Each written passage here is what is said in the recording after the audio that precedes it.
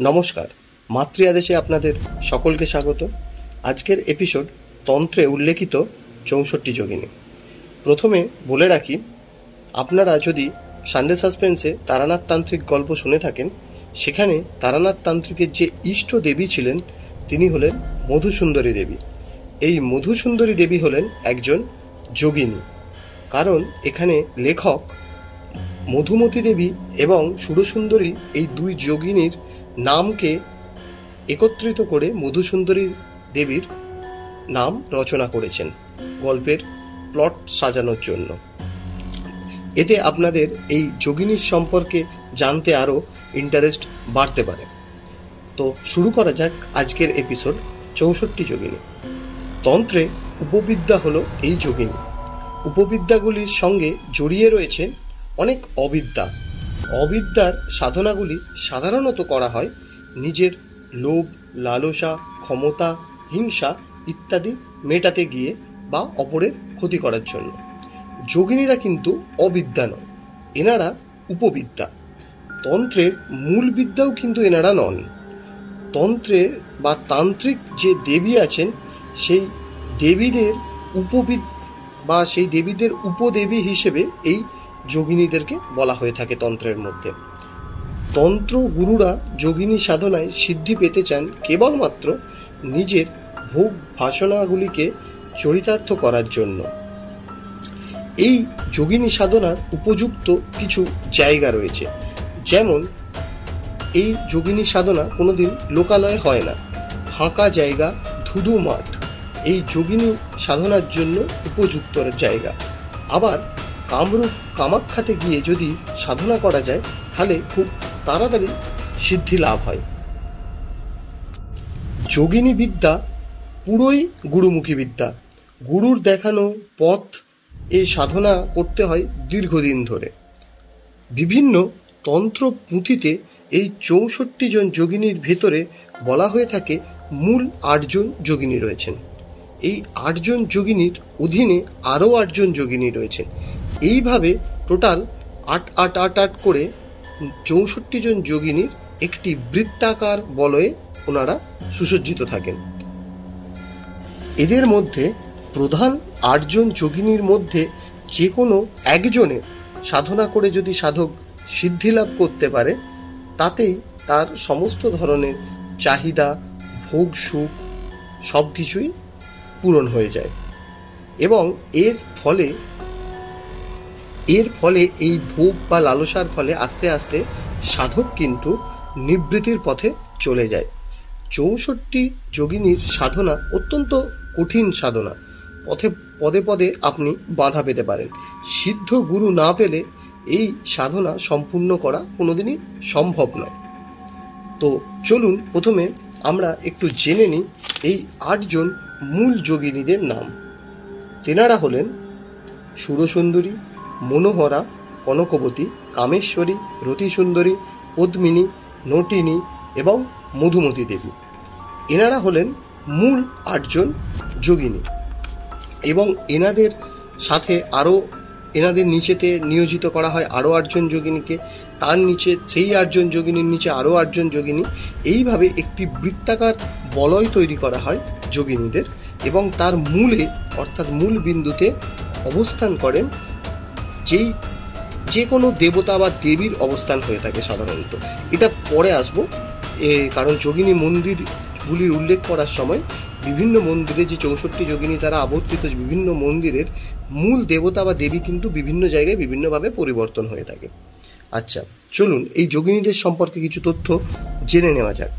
অষ্টম যোগিনীদের প্রধান হলেন সুরসুন্দরী। তন্ত্রগুলো বলেন ইনি হলেন জগৎপ্রিয়া, উজ্জ্বল চাঁদের মতো এনার গায়ের রং। সাধককে অভয় প্রদান করে সুরসুন্দরী দেবী। এবং সুরসুন্দরী যোগিনী স্ত্রী, বোন, মা যে কোনো রূপে আবির্ভূত হয়ে সমস্ত কামাদি পূরণ করে থাকে। সুরসুন্দরী যোগিনীর সাধনা করতে হয় গভীর অরণ্যে গিয়ে। মনোহরা যোগিনী হলেন ত্রিনয়নী। গোটা দেহ চন্দন চর্চিত, কামধেনুর মতো সাধকের সমস্ত বাসনা পূরণ করে দেন। নির্জন নদীর ধারে বসে মনোহরা যোগিনীর সাধনা করতে হয়। ঘোর রক্তবর্ণা কনকবতী যোগিনী। বহু পুরনো বট গাছের নিচে এই যোগিনী সাধনা করা হয়ে থাকে। সিদ্ধি এলে কনকাবতী যোগিনী সখীদের দলবল নিয়ে সাধকের সহায়তা করেন। এরপরে আসছে কামেশ্বরী। কামেশ্বরী যোগিনী অতি চঞ্চলা। এই যোগিনীর হাতে থাকে কুসুমবান। ব্রহ্ম মুহূর্তে সাধককে বসতে হয় এই যোগিনীর সিদ্ধি লাভের জন্য। সিদ্ধি পেলে সাধক কামেশ্বরী যোগিনী স্ত্রীর মতন তার সবসময় সহায়তা করে থাকেন। রতিসুন্দরী। রতিসুন্দরী যোগিনীর গায়ের রং কাঁচা সোনার মতো। নির্জন জায়গায় রতিসুন্দরীর সাধনা করতে হয়। সিদ্ধি হলে যোগিনী স্ত্রীর মতন সাধককে সাহায্য করে থাকেন। শ্যামবর্ণা হলেন পদ্মিনী যোগিনী। সাধক নিজের গৃহতেই কিন্তু এই পদ্মিনী যোগিনী সাধনা করে থাকতে পারেন। আচ্ছা, গৌরবর্ণা হলেন এই নটিনী যোগিনী। বিশ্বামিত্র মুনি নাকি এই নটিনী যোগিনী সিদ্ধ ছিলেন, কিংবদন্তি আছে। পুরনো অশ্বত্থ গাছের নিচে এই যোগিনীর সাধনা করতে হয়। সিদ্ধিতে নটিনী যোগিনী স্ত্রীর মতন সব কার্য করে থাকেন। সমস্ত যোগিনীদের ভেতর সব থেকে প্রশস্ত এবং সর্বশ্রেষ্ঠ হচ্ছেন মধুমতি যোগিনী। স্ফটিকের মতো যোগিনীর গায়ের রং। মধুমতি সাধকের বা সাধনায়, মধুমতি দেবীর সাধনায় সিদ্ধ হলে তিনি সাধককে নিরোগ নিটল শরীর এর অধিকারী করে থাকেন। এবং এনাদের যে সাধন প্রসেসটা আছে সেটা নিয়ে আমরা আরেকটি অর্থাৎ সেকেন্ড পর্বের ভিডিওয় তুলে ধরব, এই যোগিনীদের সাধন পদ্ধতি কীরকম হয়ে থাকে। কিছু মন্দির আমরা উল্লেখ করব এখানে যোগিনী মন্দির জব্বলপুরে 64 যোগিনীর মন্দিরে 10 শতকের কলজুড়ে রাজত্বকালে নির্মিত হয়। মন্দিরের দেবী দুর্গা তার 64 জন সহচারী যোগিনীকে নিয়ে দাঁড়িয়ে রয়েছেন। নর্মদা নদীর গায়ে এই 64 যোগিনীর মন্দির। মধ্যপ্রদেশের মোরেনাতেও এই 64 যোগিনীর মন্দির রয়েছে। আচ্ছা, ভারতের সর্বোচ্চ বা সবচেয়ে চিত্তাকর্ষক 64 যোগিনীর মন্দির রয়েছে ভুবনেশ্বর থেকে 15 কিলোমিটার দক্ষিণে খুর্দা জেলার হীরাপুরে। 9 শতকের ব্রাহ্ম রাজবংশীয় রানী হীরা দেবী এই মন্দির তৈরি করে থাকেন। 64 যোগিনীর মন্দিরগুলির সব তৈরি হয়েছিল তান্ত্রিকীয় চক্র বা ভৈরবীয় চক্রের আদলে। এই জন্য 64 যোগিনীর মন্দিরগুলো বৃত্তাকারে তৈরি করা হয় এবং বৃত্তাকারে যে প্রাচীর এর অভ্যন্তরে তন্ত্রের চক্রাধীশের মতন দেবতা বা দেবীর অধিষ্ঠান হয়ে থাকে। অর্থাৎ এই বৃত্তাকারের যে চক্র থাকে সেই চক্রের অধীশ্বর হয়ে থাকেন কোনো দেবতা বা দেবী।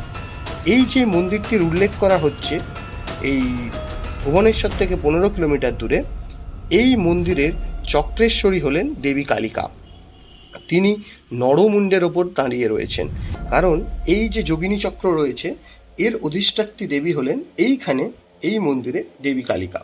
এইটি বিভিন্ন মন্দির অনুসারে এই চক্রের মধ্যে অধিষ্ঠাত্র দেবতা বা দেবী পরিবর্তন হয়ে থাকে। বলা বাহুল্য, বিভিন্ন দেবতা বা দেবীকে এই 64 জন যোগিনী আবর্তন করে থাকে বা ঘিরে রাখে। এই যোগিনীদের উৎপত্তি হয়েছিল যখন মা দুর্গা বা মা শক্তি, আদ্যাশক্তি যখন এই অসুরদের সাথে যুদ্ধে লিপ্ত হয়েছিলেন, তখন মায়ের শরীর থেকেই এই 64 জন শক্তির বা 64 জন যোগিনী শক্তির উৎপত্তি হয়েছিল। 64 জন যোগিনীর নাম ও রূপ কিছু কিছু পরিবর্তন আছে বিভিন্ন পুরাণে বা তন্ত্রপুঁথি অনুসারে। তন্ত্রপুঁথি বা বিভিন্ন পুরাণে বিভিন্ন জায়গায় বিভিন্নভাবে এনাদের বর্ণনা করা হয়েছে।